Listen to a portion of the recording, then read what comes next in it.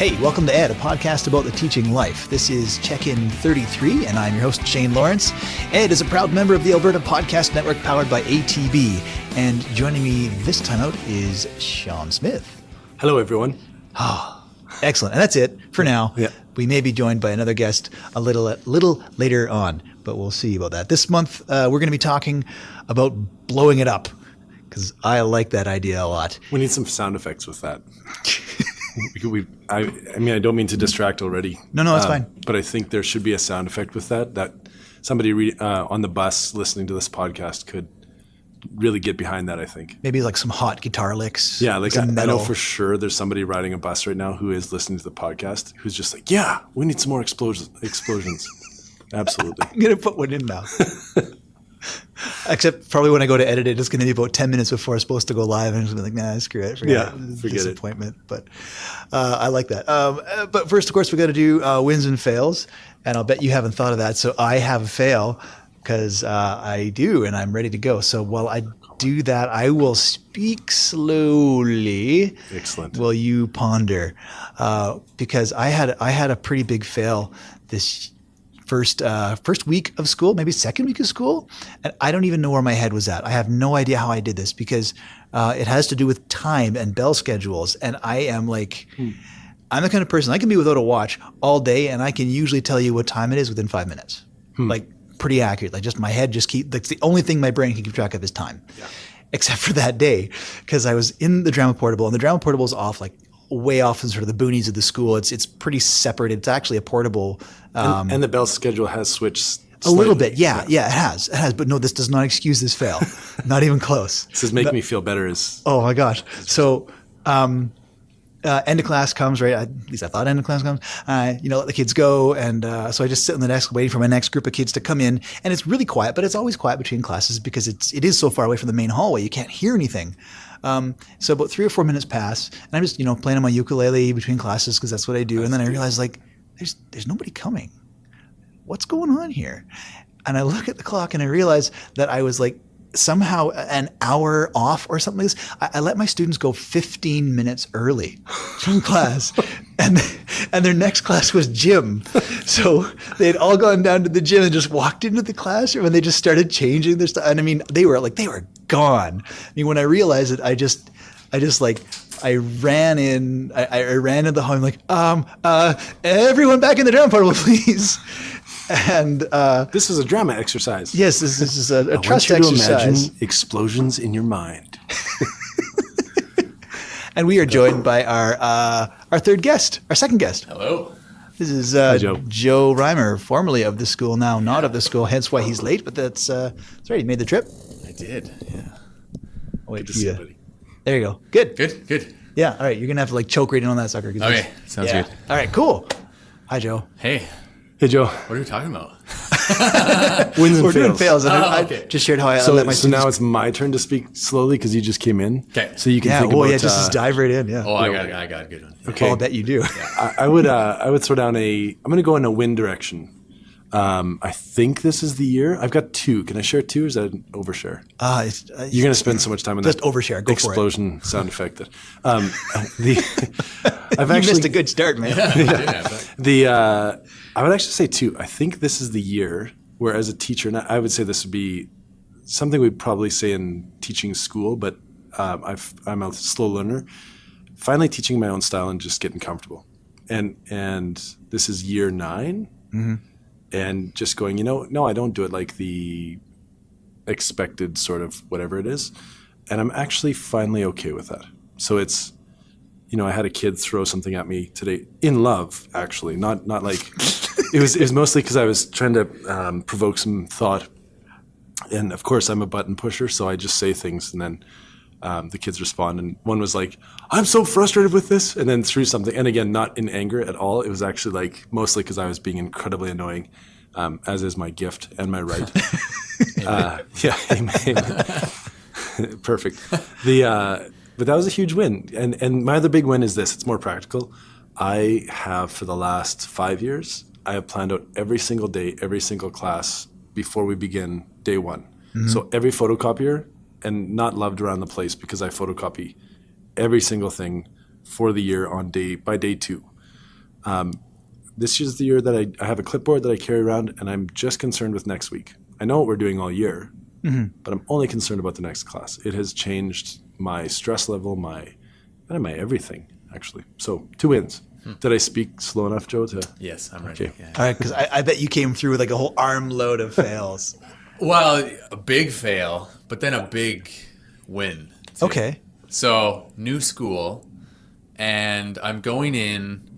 I can't give too much detail, but basically I'm going into a situation where the teacher that was there before me had been there for years and really well loved.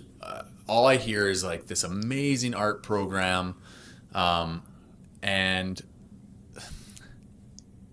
the problem is I wasn't given a ton of information about kind of how things were ran, and so I'm like, well, I got big shoes to fill here.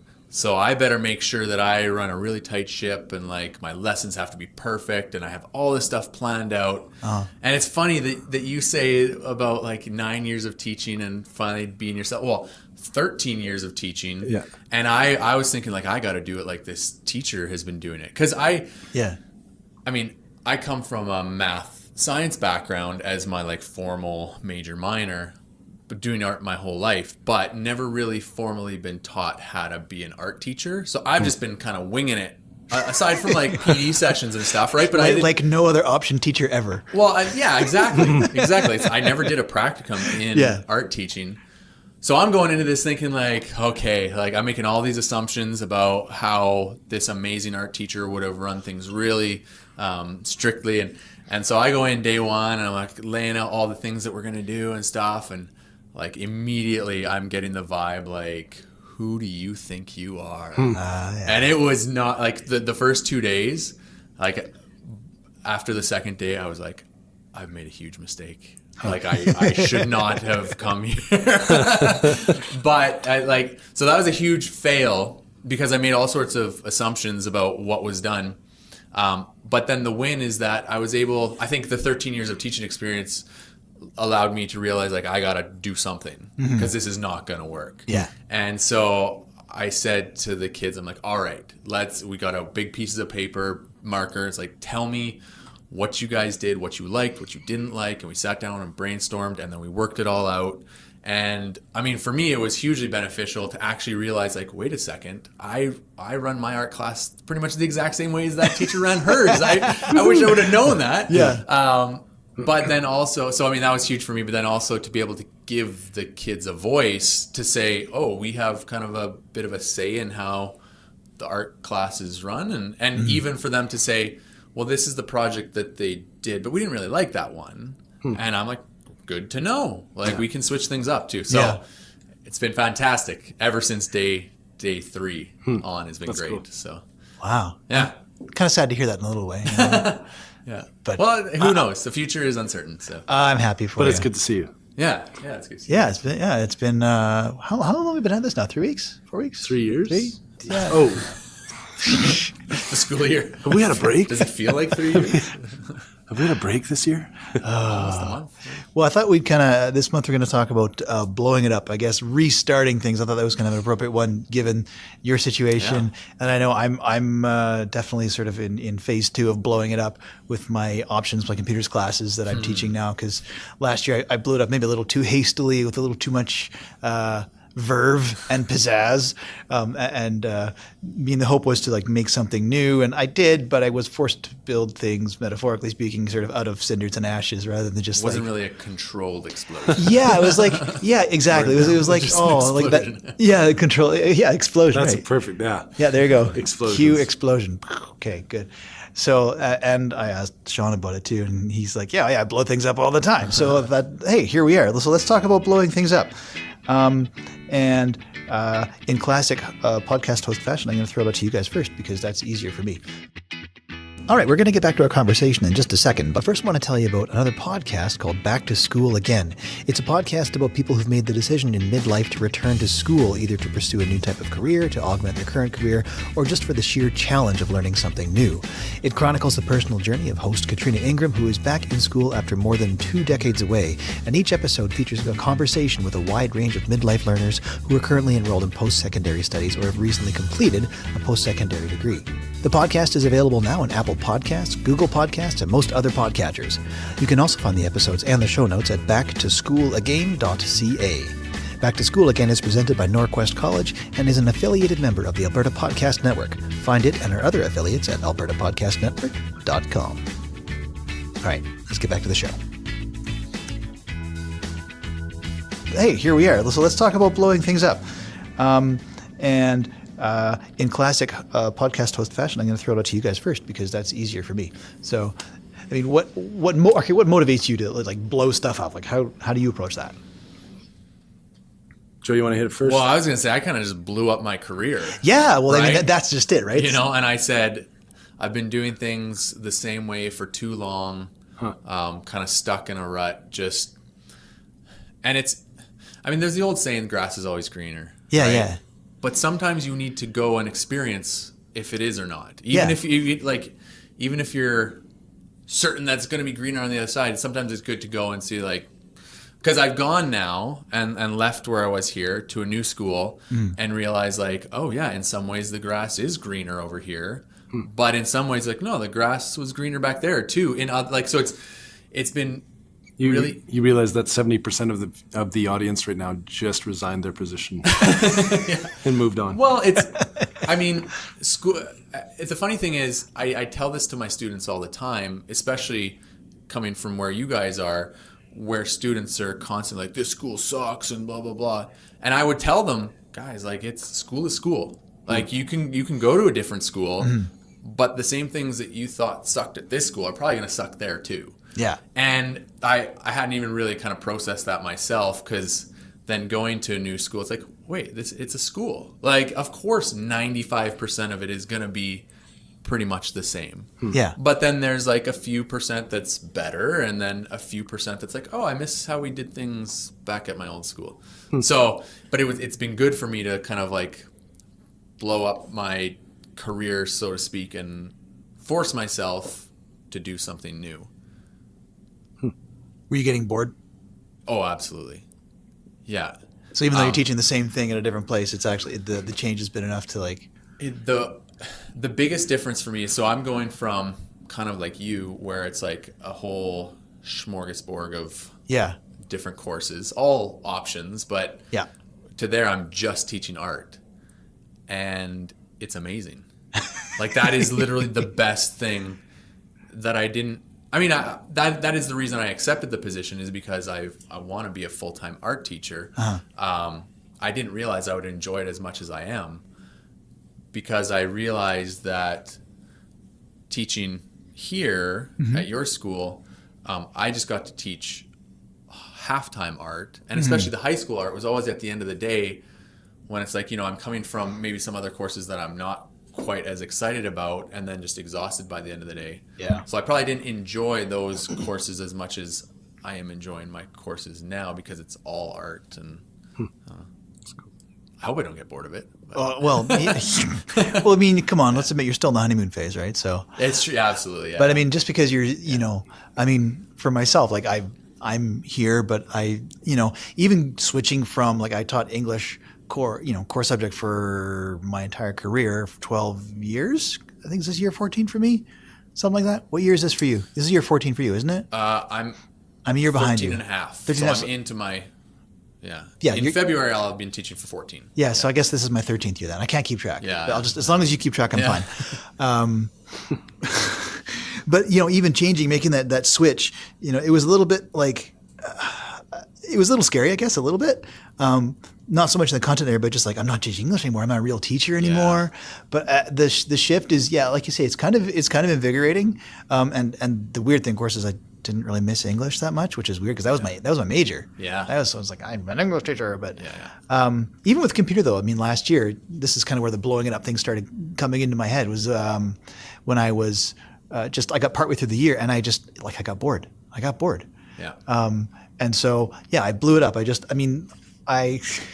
this is terrible, but like I made almost no plans, but I was like, I got to grab the steering wheel and just pull it one way or the other. Cause I'm either that or I'm just going to fall asleep and drive off a cliff anyway. So let's just drive off the cliff now and see where it goes. Yeah. And in one sense, you're almost talking about critical mass. Like at one point, do we have the tipping point to say, I'm just exhausted by this? Because I know I've been in that space too. Like we're kind of talking about two different kinds of blowups. One is the stench on the other side just gets so weighty. I'm mixing a lot of different imagery here, but it finally gets so weighty that it's like, okay, no, we're going to change because let's just make a change. Because I think we all have, in a sense, I know I have, the fallen asleep analogy absolutely makes sense. For me, I think there's also another type of blowing up, and it actually is very refreshing, where we're holding on to who we are not. And at some point, you have to return to who you are. So the blowing up is actually creating enough space in your teaching practice to breathe again. So that's where I find that I've reinvented myself several times, particularly in the role that I am here. Partly for survival, but partly you kind of go, no, this isn't who I am. Why am I spending most of my life doing something I am not? Yeah. Why don't I get back to not being, and I use this phrase in my class all the time, stuffing in a shirt. So oftentimes, both in church and school ministry or professions, I notice that frequently poor organizations hire stuffing in a shirt. We don't care who you are, fill this title, fill this job. Right, okay. Really good organizations, really dynamic organizations hire people who are themselves and now go and create and fill that title. So I've found in this place, you have to reinvent yourself in order to not only stay awake, but to be moving forward or moving in any direction. So I know even in some of my classes right now, I'm thinking, it's September. Yeah, it's about time for a blow up. And not that it's like I immediately go, oh boy, okay, well, there goes that weekend. But I always find at the end of that, you have vision again. You can actually breathe again. And I'm kind of looking forward to that too. So when you blow things up, what sort of, it's like in the back of my mind, every time I say it, I'm just imagining in the background. And now imagine. Yes. But when you blow things up, and what kind of changes do you make? Like, what do you do? That's for either of you, I guess. I see. One of the reasons why I guess why I left to a new position is so that I could blow up everything. Yeah. Right? Because it's kind of tough to blow things up when people know you and you're blowing things up around them. And that being mainly the students. Right. Where, grade 7, you can kind of do it because they're new. Yeah. But, if you've taught the kids for a few years, it's like, hey, guess what, kids, things are changing. Yeah. They're not going to be too happy about it. Yeah. Right? Whereas I could go into a new position where, it was going to be tough for me anyway, just because of, replacing a teacher who was really well loved.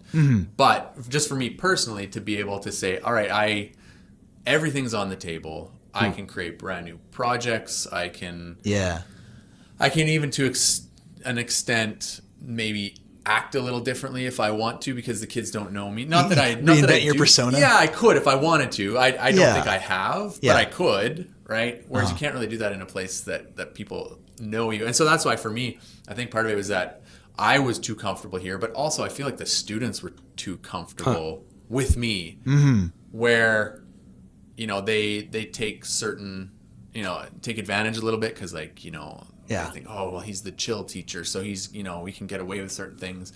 And then you try to act all tough, and then you're like, no, I guess I am the chill teacher. Right? So at least you can go somewhere new and maybe for a while pretend to not be the chill teacher. But I think the biggest thing for me would just be in option classes, especially, is everything's kind of on the table as far as what we do, because the curriculum is so broad that we have a lot of room to do different projects. And I like that, the benefit of sort of anonymity, where you really can come in and just sort of reinvent yourself. Yeah. Well, I got earrings over the summer, and it wasn't, I didn't even recognize you. I've wanted to for a while, but I also knew I'm going to a new school. They're just going to think I've always had earrings. And coming back, the face tattoo looks great too, by the way. I like that. Coming back to a school that you've taught at for a long time, when you make a physical change like that, like the kids notice right away and they're going to comment and whatever, who cares? But it's still nice to know like no one cares like at a new school. Yeah, you're just the new guy. Yeah, the new guy with earrings. Yeah, I like that. That's pretty cool. I feel like I should switch schools now. I'm switching next week. Actually, it is funny though, because I mean, my own exploration in terms of reinvent and all that kind of stuff too. I mean, I've done interviews. I've had a few of those sorts of spaces. It is interesting that our school is unique in that we get people who stay here for a very long time. Mm-hmm. So, and across the district, what I've heard is it is actually good for your teaching practice to go elsewhere. 100%. And not like once every 20 years, once every 4 or 5, which has been very interesting because when I first plugged in here, I thought lifer. I'm going to be the next lifetime. We're going to have like, it's going to be old man Smith hanging out someplace and kind of still wheeling his cart around. And the little sadness there. But actually I've grown to realize it probably would be good if I'm to continue in teaching practice to, it's time. It's good. It's healthy. The district is actually doing something very smart. Well, and like I was asked several times by people at my new school why I accepted that position, because it's not a permanent position. Yeah. Like there is a pretty good chance that I could be coming back here. Welcome back, Joe. Yeah. But a big part of it was that I knew that I needed it for my own professional development. Yeah. Because it's so easy to go into a school year with good intentions, saying, I'm going to do things differently this year. And then you get to like end of September, October, and it's like, you know what? I'm kind of running out of steam here. So I know I tend to revert back to doing things the old way because it's easy and it's how I've done it. Whereas now I'm forced to like it's all brand new and I have to do it differently. So I think it's good for everybody at some point to, even if it's just temporarily, just to change it up. I gotta get out of here. I gotta get out of here. Don't accept any legal advice or take any advice for your audience. Oh no, I think at this point we should say that everything we say is the direct opinion of our employers. Well, here's what I will say too, and I truly do mean this. I have a much higher opinion of your school now that I've left. Oh really? Yeah. Oh, just of us two. Yeah. Just the two of us. Yep. Okay. Yeah. Excellent. I feel like as happy as I am in the new position, and I would love for it to be permanent, if I do end up having to come back here, I'm okay. You're okay with that? Yeah, I'm okay with it. Cool. Like I feel like I even in a month I've kind of learned a chunk of what I needed to learn, that if I do come back, I'll be a better teacher here for sure than I would have had I not left. That's very fair enough. Yeah. Cool. Well, what do you think about doing some timeouts now? Absolutely. Remind me what timeouts are again. Is this your thing? Is your shtick every episode? This is my shtick, yeah. What is this? What's this podcast? Where am I right now? What? That's all right. So timeouts, right? Something that gave you a break from the workaday life of being a teacher. Heck yes. Heck yes. Can I say that? Yeah, you can say heck. You can say whatever you want. Timeout. Here's what I have done. Actually, my teaching practice has undergone a pretty dramatic change this year. My involvement, and perhaps this is, can I just launch right in? Is that okay? How dare you? Okay, here we go. I already did. I think I already did. I have actually framed out my life far differently. So I was the guy who was thinking about what I was teaching that day in the shower, waking up. Every single moment was taken up with that. And sometimes I actually talked to my family, which is, and I say it somewhat jokingly, but it was actually at that level. The timeout for me this year, and this is a realization I made last year, is I went out and I bought my family a snowboard pass. And so we are actually actively going to every week go out, and I got 3 kids. We're going to go out and we're going to snowboard because we all like it. So does that apply, or is that too far in the future? No, that's and I literally I kind of treat it as, it's an interesting thing when you're out snowboarding or taking your time out, when it feels like you've spent 2 days away from work but you've only spent 8 hours. I think that's a successful time out. So that's the stuff that recreates you. So, Right on. Yeah. Well, we'll check back in on that one once the snow hits. Oh, Again. Yeah. well, hopefully not soon. Fourth winter. Oh, I've built 2 snowmen so far. They're both totally gone. But Yeah. I burned a lot of plastic in my front yard. I do support global warming now Good for you. due to the snow. Good for you. We need more of that. I'm in favor. You got something, Joe? I got something if you need Go to know for more. it, All yeah. right. So for me, it's a movie, surprise. But yeah, I had a sick day, last week, the week before that. And I got The Florida Project, which is a little indie film, should have won Best Picture. Really? Yeah. So good. It's about it follows sort of a group of people. They live just outside of Magic Kingdom, and this is like a real place. The people are fictional, but the situations are all real. And follows particularly like a young mom and her little girl, and they're definitely what you would call like on the margins of society. So like very low income. They're kind of just struggling to get by, right by this the happiest place on earth kind of thing. And it is just fantastic. It is funny. It's touching.